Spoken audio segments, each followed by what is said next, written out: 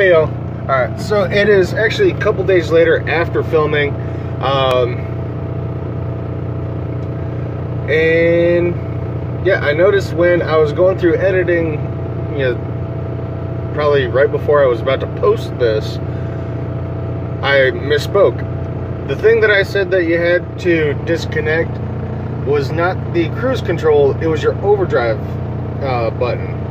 I'm going to be posting a picture in here right at about that part where I'm talking about it, circling where it is you have to disconnect that button from. You do not have to take the button off. At the end is just the wire that connects the handle to the steering column.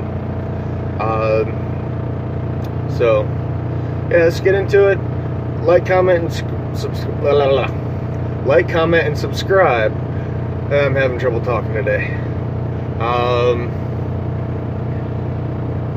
If you have any questions, I know I mentioned it a couple times in the video, comment down below, or free to get a hold of me on my Instagram, which is at PRTexasOutdoors. And I do have a Facebook page that is Private Road Texas Outdoors. Go follow the page. Feel free to post funny stuff, because I like to laugh. So yeah, hope you enjoy, and I love you, and I will hopefully see y'all again next week.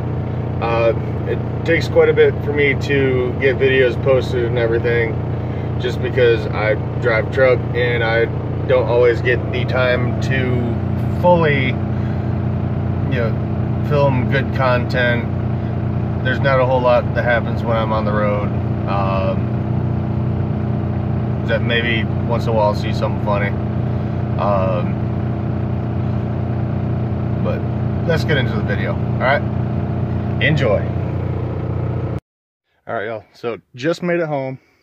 So here's what you're going to want to do. Step one, make sure you take your little fuse panel off here. Now you're going to have two little twist tie screw, four screws here, here, here, and down here. Alright, that's going to be step one. Next, you're going to want to have, you're going to want to take the cover off of your shifter column. So take it, put it all the way down like that. Then you're going to take a little wrench and twist this. You can also try to take it off by hand, but mine's on there pretty good.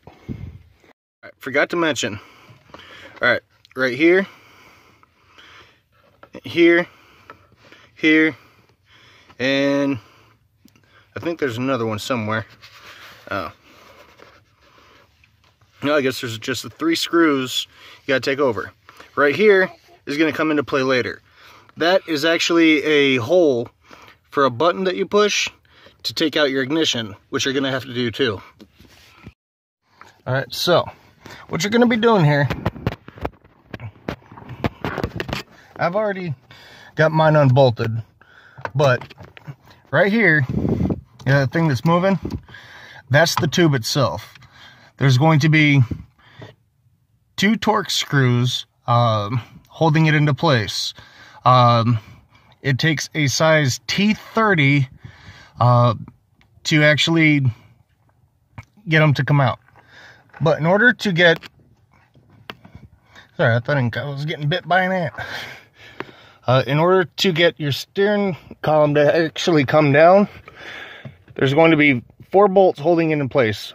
One right here, one over here, and then these 2 right here. I got this in the way, but I'm gonna have one right there, then another one right, where did it go? There. Alright, yeah, I'm definitely getting bit by an ant right now. The ones that are in the front, I take completely off. So that way you can completely drop down your steering column. Now the part we're replacing Ooh, a little side to side action. Oops. Is this right here. Now, it's got these little fittings right here that actually are what hold it into place. Sometimes they wear out, go bad, break. On some occasions, these little brackets right here, one right here, and the other one back here, those might break too. Luckily, mine didn't.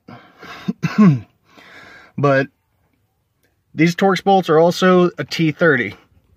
Now, what we're going to do is go ahead and get these out and then put the new piece in. Also, real quick, this little pin here, you're going to have to take a hammer and kind of bang that out. Grab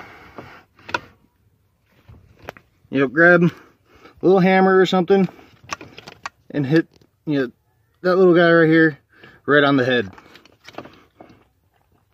So, I'm going to go ahead and pause filming right now so that way I can get that done.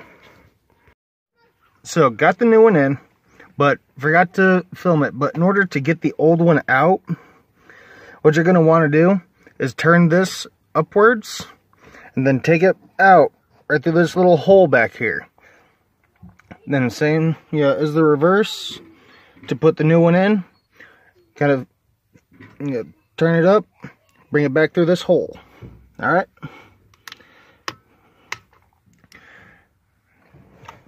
Now, let's try to get this thing bolted back up together. And because my little helpers, children, are not here, I'm not going to be able to film this. All right. But what I'm going to do now is get these brackets back onto here and get everything else hooked back up. Alright folks, and right here is what I was talking about, the two Torx bolts. This is going to be the end of your plunger. This is what the finished product should look like when you're underneath. Now, you're going to want to take this little wire here, hook it back up to here, and that's going to work your cable that says what gear you're in. Let's see here.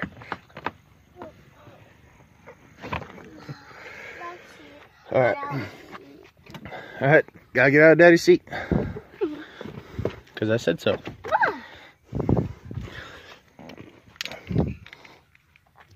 Alright, now, this is what your final product on top is going to look like. So yeah, I took the brackets out. Undid the screws. Right now I just have them kind of snugged in there.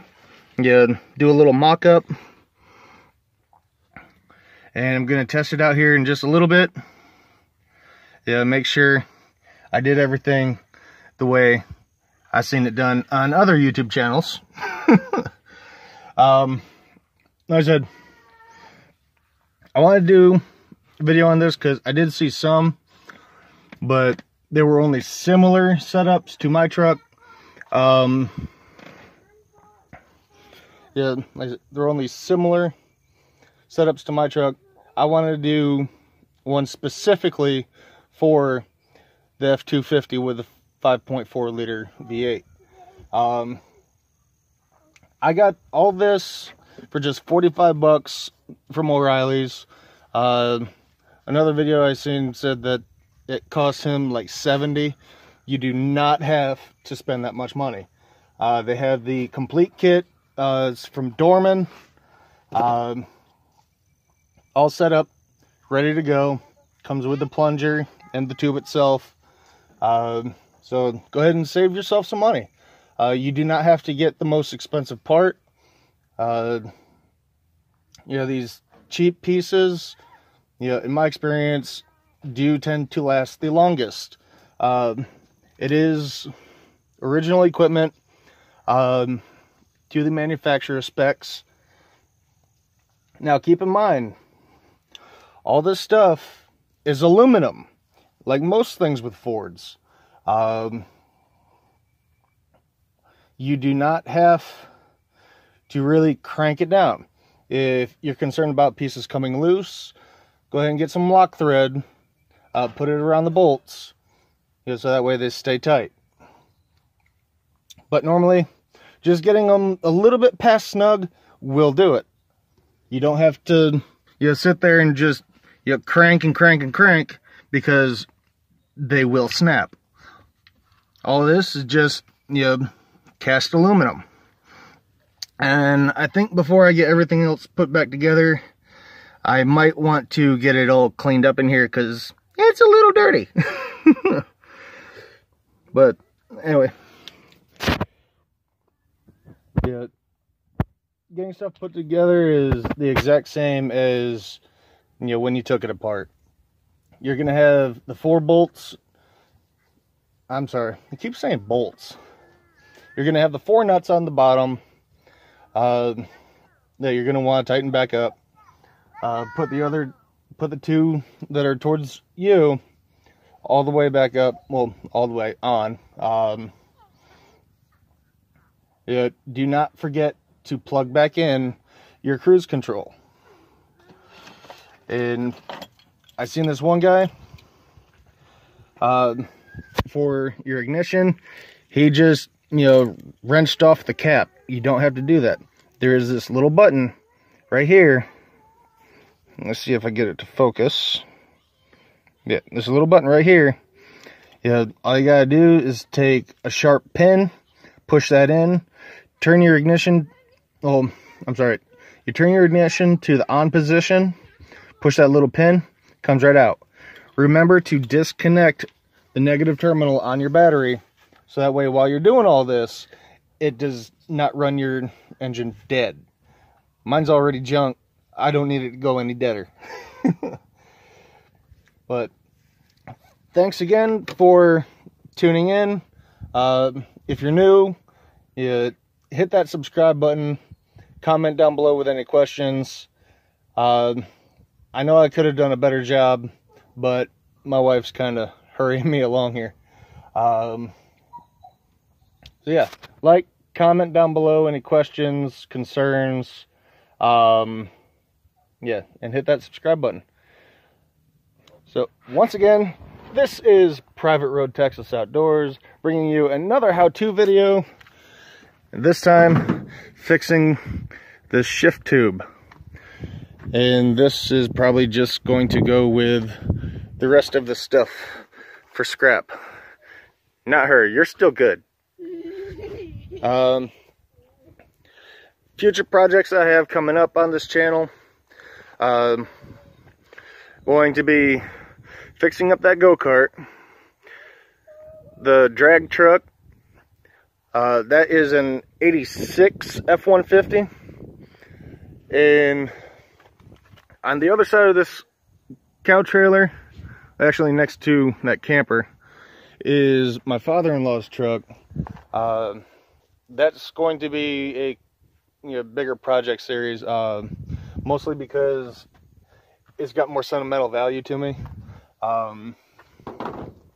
Because he passed away 2 years ago, and my wife was driving it, and she had a little incident where the drive shaft snapped.